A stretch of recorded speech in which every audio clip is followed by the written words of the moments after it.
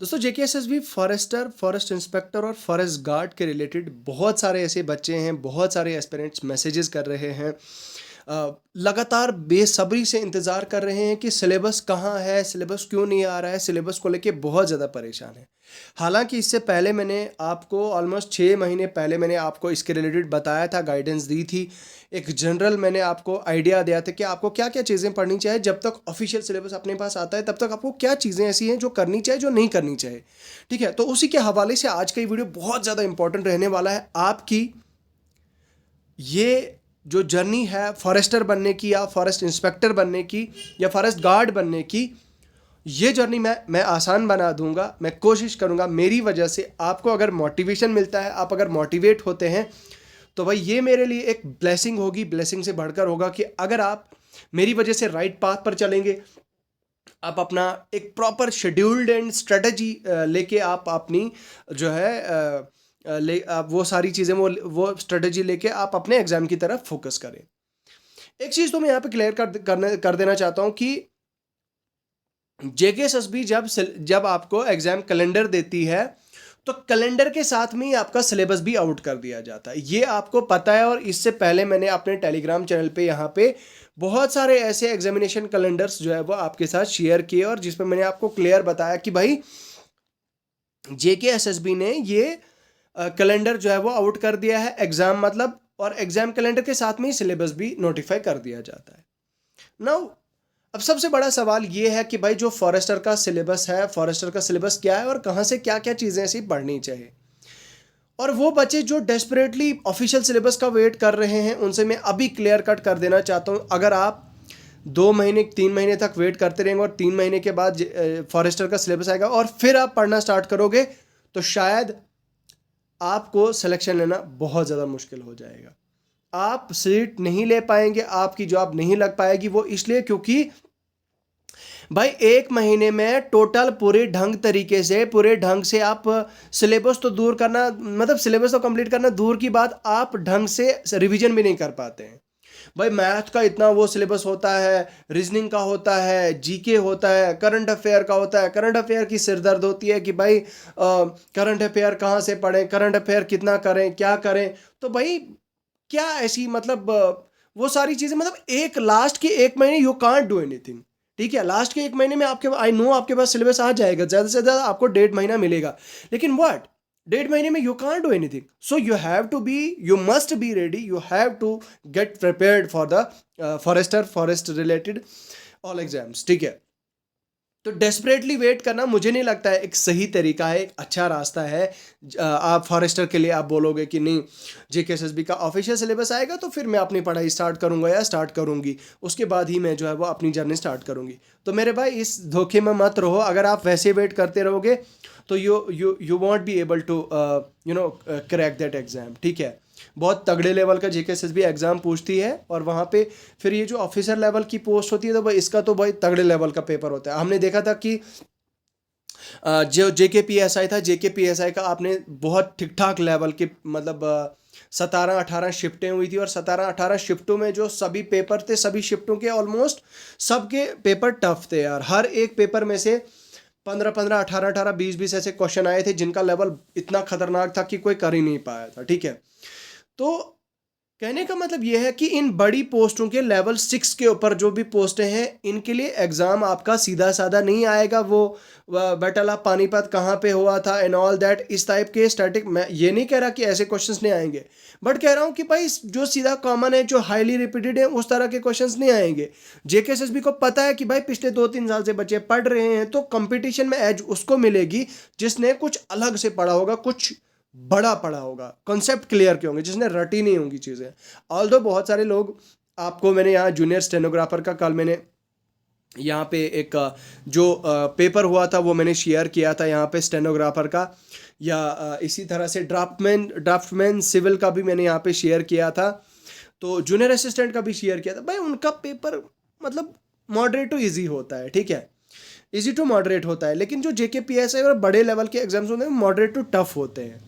ठीक है, तो कहने का मतलब, ये सारी कहानी सुनाने का मतलब यार इन शॉर्ट यही है कि भाई आपको अभी से और आज से ही अपनी तैयारी करनी है, और आप पेपर पेन लो और अपना एक प्रॉपर एक गाइड एक स्ट्रेटेजी, एक प्रॉपर एक अपना एक प्रोग्राम बनाओ कि आगे से आने वाले 1 महीने के अंदर आपके क्या प्लान्स होने वाले हैं, आगे आने वाले 1 हफ्ते में आपके क्या प्लान्स होने वाले हैं, क्या गोल्स होने वाले हैं, आपने आने वाले नेक्स्ट 1 वीक में किस तरह का अपना सिलेबस कवर करना है। इस तरह की आपकी स्ट्रेटेजी बनानी है, इस तरह से आपकी स्ट्रेटेजी रहेगी। ठीक है, तो अब यही है कि ना व्हाट आप ज़रूर बताओगे कि सर आप इतना ज्ञान दे रहे हो तो ये तो बताओ पढ़ना क्या है, कहाँ से पढ़ना है। ऑफ कोर्स वेट कीजिए, वो मैं आपको बताऊंगा, पूरा बताऊंगा आपको। और मैं गारंटी और दावे से कहता हूँ, मैं चैलेंज देता हूँ कि उसी में आपका सिलेबस होगा जो मैं आपके साथ सिलेबस शेयर करूंगा। ठीक है, मेरा खुद का कोई बनाया हुआ सिलेबस नहीं है। मेक श्योर करेंगे अगर आप इस चैनल पे पहली बार आए तो भाई चैनल को सब्सक्राइब कर दो यार। सब्सक्राइब करोगे तो आपका भी फ़ायदा होगा, ऑब्वियसली मेरे भी फॉलोअर्स बढ़ेंगे, लेकिन आपका ज़्यादा फ़ायदा होगा क्योंकि यहाँ पे ऐसे बहुत सारे यूज़फुल टॉक्स लाई जाती हैं, यूज़फुल अपडेट्स लाई जाती हैं। इसलिए आप अभी टेलीग्राम चैनल जो है वो ज्वाइन करें। ठीक है, टेलीग्राम चैनल भी ज्वाइन करें और मेरे यूट्यूब चैनल को भी सब्सक्राइब करें। ठीक है, सब्सक्राइब का बटन वहाँ पे दिख रहा है, वो दबा दो और बेल आइकन भी दबा दो। ठीक है, चलते हैं। नाउ लुक एट दिस, ये सिलेबस है JKPSI का। टेलीग्राम चैनल पे आई नो बहुत सारे लोग यहाँ पे मुझे मैसेज करेंगे, सर ये आप ये सब इंस्पेक्टर का सिलेबस आप क्यों शेयर कर रहे हो, what's the fun of sharing this. मैं बताता हूँ। देखो, पहली बात तो ये कि जो JKPSI का सिलेबस है, इस सिलेबस को अगर आपने पूरे को आपने 100% कंप्लीट किया, भाई 100% कोई भी नहीं करता, लेकिन मैं कह रहा हूं कि आपने सारे सिलेबस को टच कर लिया, सारा सिलेबस कंप्लीट कर लिया, तो व्हाट, उसका मतलब ये है कि अगर आपने JKPSI का सारा सिलेबस कंप्लीट कर लिया, उसका मतलब ये है कि JKSSB फॉरेस्टर की आपकी 90% तैयारी है, 90% तैयारी आपकी डन है। ठीक है, 90% तैयारी आपकी डन है, मैं गारंटी से कहता हूं। अगर ऐसा नहीं होगा, जो मर्जी है, ब्लॉक करना होगा, रिपोर्ट करना होगा, डिसलाइक करना होगा, भाई कर लेना यार, लेकिन मैं गारंटी से ये चीज़ आपको कह रहा हूं। अब जिस चीज़ की मैं गारंटी दे रहा हूं दैट मीन्स उसका कोई लॉजिक, सिर्फ लॉजिकल बातें ही यहाँ पे हो रही हैं। तो नाउ अब आपको क्या करना है, सबसे पहली चीज़ तो भाई ये आपका जो फॉरेस्टर का सिलेबस जब भी आएगा, भाई आपको करंट अफेयर्स आपको पता है, भाई करंट अफेयर्स नेशनल और इंटरनेशनल इंपॉर्टेंस की ये तो आने ही आने हैं फॉर श्योर। इसमें कोई दो राय नहीं है कि भाई आपका सिलेबस, आपका जो क्या कहते हैं इसे, आपका नेशनल एंड इंटरनेशनल इंपॉर्टेंस का जो करंट अफेयर है वो आएगा ही आएगा, डेफिनेटली फॉर श्योर आएगा। ठीक है, तो एक तो ये चीज़ पढ़नी है आपको, भाई करंट अफेयर का पता है आपको, ये पढ़नी है। उसके बाद history of India and international movement, इसका मतलब ये हुआ कि मॉडर्न इंडियन हिस्ट्री आपने फिलहाल पढ़ लेनी है। ये दो चीज़ें आपने कर ली, उसके बाद चल पड़े आप इंडिया और वर्ल्ड ज्योग्राफी पे। इंडिया और वर्ल्ड ज्योग्राफी पढ़ लिया आपने तो भाई आपका वर्ल्ड ज्योग्राफी छोड़ दो, आप इंडियन ज्योग्राफी ही पढ़ो आप फिलहाल पहले। उसके बाद इंडियन पॉलिटी आपने पढ़ ली तो समझो आपका जो है वो पॉलिटी भी हो गया। उसके बाद आपने J&K रीऑर्गेनाइजेशन एक्ट जो है, मुझे लगता है फ़िलहाल अभी के लिए इसको स्किप कर दीजिए, इसको अभी आप मत पढ़िए। उसके बाद है इकोनॉमी भी पढ़ें आप, इकोनॉमी के बेसिक, बैंकिंग क्या होती है, इन्फ्लेशन क्या होती है, पॉवर्टी एलिमिनेशन स्कीम्स क्या हैं, गवर्नमेंट स्कीम्स क्या है, इनिशिएटिव्स क्या है, सोशल सेक्टर्स, डेमोग्राफिक्स क्या है, वो सारी चीज़ें आप जो है वो बेसिक इकोनॉमी आपको पढ़नी पड़ेगी। उसके बाद जनरल इश्यूज़ क्या है, इन्वायरमेंटल इकोलॉजी पे, बायोडाइवर्सिटी, क्लाइमेट चेंज पे, मतलब इन्वायरमेंट आपने पढ़नी है, इन्वायरमेंट करंट रिलेटेड भी आपने बहुत ज़्यादा देखना है। और जर्नल जो नॉलेज है, जनरल इश्यूज़ जो होते हैं इन्वायरमेंट पे, इश्यूज़ नहीं बल्कि इन्वायरमेंट का। हाँ, एक चीज़ मैं बताना चाहता हूँ, जनरल नहीं, इसमें थोड़ा सा डीप जाना पड़ेगा आपको, क्योंकि फॉरेस्टर से रिलेटेड है तो भाई फॉरेस्ट एक्ट, वो सारी चीज़ें आपके सिलेबस में पूछी जा सकती हैं, आएंगी आपके सिलेबस में। तो क्यों ना आप ऐसा करें कि आप इस इन्वायरमेंट को थोड़ा सा डीपली पढ़ें, थोड़ा सा डीप होके पढ़ें अच्छी तरह से। बाकी जनरल इंग्लिश का तो भाई आपको पता ही है यार, इसमें पैसेजेस आएंगे, आपको ग्रामर आएगा, वो तो पता है।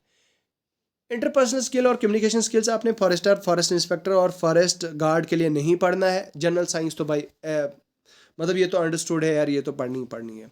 बाकी कंप्यूटर का नॉलेज आज के ज़माने में हर किसी को होना चाहिए, कंप्यूटर के बारे में, कंप्यूटर तो कंपलसरी है। उसके बाद है आपकी रीजनिंग, तो भाई रीजनिंग का भी आपको पता है, जो रीजनिंग के JKSSB के कॉमन टॉपिक्स हैं वो आप उठा के देख सकते हैं। अगर आप मेंटल एबिलिटी, लॉजिकल, एनालिटिकल के मेन टॉपिक्स करते हैं तो बहुत सफिशिएंट है। उसके बाद है मैथ्स। यार मैथ्स का सबसे बड़ा इशू है यार। मैथ्स के बहुत सारे ऐसे ह्यूमैनिटीज़ बैकग्राउंड के हैं जो मैथ्स तो बहुत पढ़ते हैं, मैथ्स के ऊपर टाइम तो बहुत लगाते हैं, लेकिन उनका मैथ्स क्वेश्चन नहीं निकलते हैं। उनसे मैं यही कहना चाहता हूँ कि भाई आप बेसिक पढ़ें, आप परसेंटेज पढ़ें, आप रेशो प्रोपोर्शन पढ़ें, आप एजीज वाले टॉपिक पढ़ें, उसके अलावा एवरेज पढ़ें, आप प्रॉफिट लॉस पढ़ें, आप मिक्सचर एलिगेशन पढ़ें आप, ठीक है, वो टॉपिक्स आप पढ़ें और इतने सफिशेंट होंगे। ठीक है भाई, इतने सफिशेंट होंगे। बाकी हाँ, डीआई तो आपको पढ़ना पड़ेगा, डाटा इंटरप्रिटेशन आपको पढ़ना पड़ेगा, बहुत इंपॉर्टेंट है। डाटा इंटरप्रिटेशन से आपको बहुत सारे ऐसे क्वेश्चन पूछे जाते हैं, तो आप डीआई अभी के अभी जाके डीआई का भी जो है वो पढ़ लें। ठीक है, तो ये सिलेबस है, इसका मैंने आपको जनरली बता दिया, सजेस्ट किया कि आप जो है वो इसको फॉलो करेंगे तो 80% आपकी तैयारी है। भाई इतना तो मैं गारंटी देता हूँ कि 80% आपकी, 80 से 90%, 90%, 80 तो छोड़ो भाई, 90% आपकी सिलेबस डन होगा। अब मुझे लगता है एक्स्ट्रा क्या चीज़ हो सकती है, हो सकता है भाई फॉरेस्ट के रिलेटेड, फॉरेस्ट एक्ट्स के रिलेटेड कुछ ऐसा हो, फॉरेस्ट के रिलेटेड कुछ ऐसा टॉपिक्स हों जो शायद एडिशनल होंगे। बाकी मुझे नहीं लगता है कि इससे ज़्यादा आपका फॉरेस्टर के सिलेबस में होगा। ठीक है, तो इसको फॉलो करें। टेलीग्राम चैनल पे ये सब इंस्पेक्टर का सिलेबस आपको मिल जाएगा, जेके पीएसआई का सिलेबस आपको मिल जाएगा भाई। आगे वैसे भी सब इंस्पेक्टर की पोस्टें और आने वाली हैं, तो उसके लिए भी आपकी तैयारी हो जाएगी। जेके एसएसबी का कोई भी एग्ज़ाम आपको देना है, वीएलडब्ल्यू देना है, कोई भी एग्ज़ाम देना है, तो उसके लिए भी आपकी तैयारी हो जाएगी इसी सिलेबस से। तो अभी के अभी आप ये टेलीग्राम चैनल पे क्लिक करने के बाद आप टेलीग्राम चैनल पे आके मेरे टेलीग्राम चैनल को ज्वाइन करें, यहाँ से आप डाउनलोड करें। इसके अलावा यू नो व्हाट, मैं अपने लेजर टाइम में क्या करता हूँ, आई नो यू, आप में से बहुत सारे लोगों को पता है कि मैं अकेले रहता हूँ, एंड मुझे खुद अपना कुकिंग वगैरह भाई वो सारा चीज़ें देखना पड़ता है। तो व्हाट आई डू, मैं जब कुकिंग कर रहा होता हूँ, मैं खाना बना रहा होता हूँ या बर्तन धो रहा हो, तो मैं अपना काम कर रहा होता हूँ, सेल्फ वर्क, तो या कपड़े धो रहा होता हूँ इनफैक्ट अपने, तो मेरे कान में ब्लूटूथ लगा होता है और मैं सुनता हूँ ऑडियो बुक समरीज। मतलब एनसीईआरटी की summary, NCERT class 8, class 9, class 10 की एनसीईआरटी सुनता हूँ। अब वो किस पे सुनता हूँ, कुकू एफएम पे। भाई कुकू एफएम पे आपने महीने का रिचार्ज डालना है 50 रुपये का, 49 का। यार मुझे एक बात बताओ, हम इतने पैसे रोज़ उड़ाते हैं, दिन के 5-5 हज़ार रुपये उड़ा देते हैं, मतलब किस में, हमारे ये जो खाने पीने में, फजूल खर्ची में, बाकी चीज़ों में हम ये इतना पता नहीं कितना पैसा उड़ा देते हैं। तो भाई क्यों ना हम ये 50 रुपये एक महीने के लिए जो है वो रिचार्ज करें और इससे इसका जो लाभ जो है वो उठाएं, और जितनी ज़्यादा ऑडियो बुक्स हैं उन ऑडियो बुक्स का जो है वो ऑडियो बुक्स की समरी सुने। यहाँ पे कान एयरफोन देखो, एनसीईआरटी क्लास 7 की ज्योग्राफी है, क्लास 9 की पॉलिटिकल साइंस है, एनसीईआरटी क्लास 10 जो हिस्ट्री है। इसी तरह से आपकी रिच डैड पुअर डैड, जो मतलब दुनिया की सबसे ज़्यादा बिकी हुई, वर्ल्ड्स मोस्ट मतलब टॉप सेलर बुक्स, ठीक है, जो बहुत ज़्यादा बिकी हुई है, तो उनका जो है वो आपको ऑडियो बुक समरी मिल जाएगी। तो आपने मेरा कूपन कोड TVIID 1958, तो TVIID 1958, ये आपने मेरा कोड यूज़ करना है, मेरा कूपन कोड। इससे आपको और 50% ऑफ मिल जाएगा। यहाँ पे आप देख सकते हैं, ये टेलीग्राम चैनल पे मैंने लिंक आपको पेस्ट कर दिया है। यहाँ पे आप देखिए, TVIID 1958 मेरा कूपन कोड है, ये आप इंसर्ट करें तो आपका जो है वो इंस्टॉल हो जाएगा और आपको 50% और ऑफ मिलेगा। अभी के अभी आप ये जाके फॉलो करें। बाकी मुझे लगता है आज की इस वीडियो में फ़िलहाल इतना ही है। मुझे दीजिए इजाज़त, मैं मिलूँगा आपसे बहुत जल्द एक नए मुद्दे और नए टॉपिक के साथ। खुदा।